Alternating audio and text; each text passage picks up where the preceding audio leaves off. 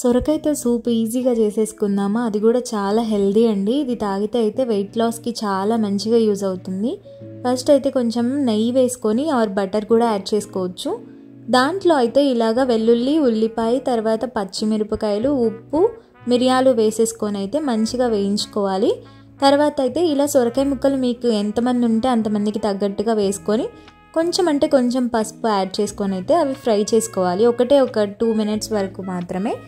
So ఇలా fry అయిన వాటిల్లో అయితే మనం ఇప్పుడు 1/2 కిలో సొరకాయకి నేనైతే 1/2 లీటర్ వాటర్ అయితే యూజ్ చేశానమాట. సో ఇదంతా అయితే మనకి మరిగి దగ్గరకు వస్తుంది కదా, అందుకని చెప్పేసి. తర్వాత అయితే కొత్తిమీర కూడా ఎంత ఎక్కువ వేసుకుంటే అంత టేస్ట్ బాగుంటుంది. సొరకాయ అంత టేస్ట్గా ఉండదు కదా, ఏ స్మెల్ ఉండదు, ఏది ఉండదు, దానికి చప్పగా ఉంటుంది. సో కొత్తిమీర యాడ్ చేసుకోవడం వల్ల మనకి ఫ్లేవర్ అయితే చాలా బాగుంటుంది. మూత పెట్టుకొని 2 నిమిషాలు మంచిగా మరిగాక హై ఫ్లేమ్లో నిమ్మప్పు అయితే యాడ్ చేసుకున్నాను నేను ఈ స్టేజ్లో. ఎందుకంటే మా ఇంట్లో నిమ్మకాయ లేదనమాట అప్పుడు, సో అందుకని చెప్పేసి. తర్వాత అయితే నీళ్లు సపరేట్గా, ముక్కలు సపరేట్గా అయితే ఇలా తీసుకొని ముక్కల్ని చాలా చల్లారనివ్వాలన్నమాట. పూర్తిగా చల్లారాక మాత్రమే మిక్సీ అయితే పట్టుకోవాలి.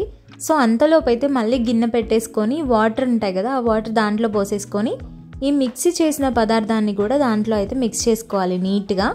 సో దాంట్లోనే మనం కొత్తిమీర మళ్ళీ కొంచెం పైనుంచి చల్లుకొని, ఇదైతే మనకి ఎక్కడా కూడా నోటికి తగలకుండా ఉంటుందని చెప్పేసి నేను ఇలా పౌడర్ అయితే తీసుకున్నాను అనమాట, జీరా పౌడర్.